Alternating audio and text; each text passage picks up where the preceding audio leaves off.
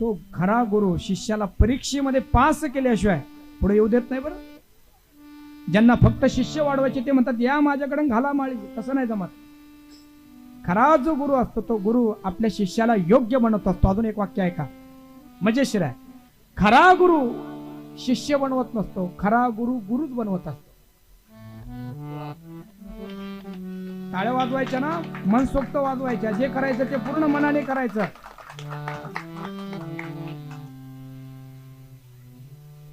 विषय वाढेल पुढे, म्हणून इथंच थांबतो. याचा विस्तार आपण करा घरी जाऊन.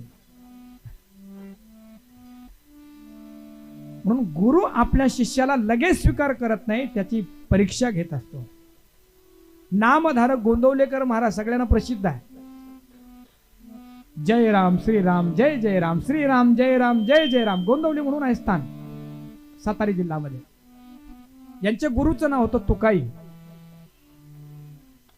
किती परीक्षा घ्यावी शिष्याची.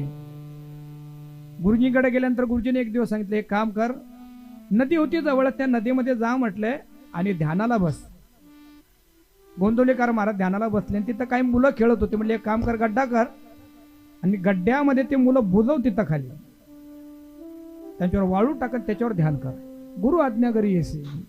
मुलं जे खेळायला आले होते त्या मुलांना त्या गड्ड्यामध्ये टाकलं आणि वरून वाळूचं आसन तयार केलं. श्रीराम जय राम जय जय राम. तोपर्यंत तुकाई महाराज गेले गावामध्ये. त्या मुलांचे आई वडील जे होते त्यांना घेऊन आलेत. चला म्हटले, चला तुम्हाला जरा एक मौज दाखवायची आहे. काय अहो म्हटले, एक लबाड माणूस जो आहे ना इथं ध्यान करतोय, त्यांचा शिष्य आहे तो. गुरुच्या सानिध्यामध्ये राहायचं तर तो कसा वगैरे सांगता येत नाही. गुरुला आपण नाही चालवायचं.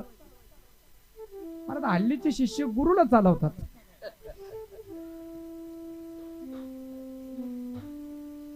त्यांना आपण नाही चालवायचं.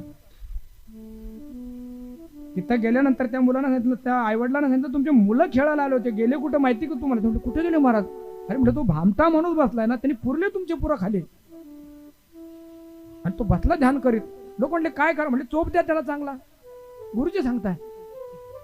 आता गेले लोक, आता लोकांना पाहिजेच होतं असं. आता एका ठिकाणी ऍक्सिडेंट झाला की काही लोक मी म्हणतो त्याच्यावरच असतात. आम्हाला मारायला कसं भेटेल कोणाला? काय संबंध होतो त्यांचा विचारांचा? निष्काम कर्मयोगी असतात ते.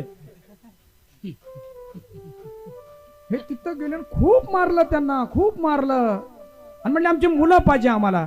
गुरुजींकडे गेले. गुरुजी आता काय करू मी? अरे काय करू म्हणजे काय? त्या मुलांना बोलव. आणि मग गोंदवलेकर महाराजांनी आवाज दिला आणि जसं एखाद्या गुफेतून मुलं खेळत खेळत बाहेर यावे तशी मुलं बाहेर आलेत. तू काही महाराजांनी हृदयाला लावलाय, तू पास झालाय आता. आणि मग दीक्षा दिली. म्हण माझ्या मागे, श्रीराम जय राम जय जय राम, श्रीराम जय राम जय जय राम.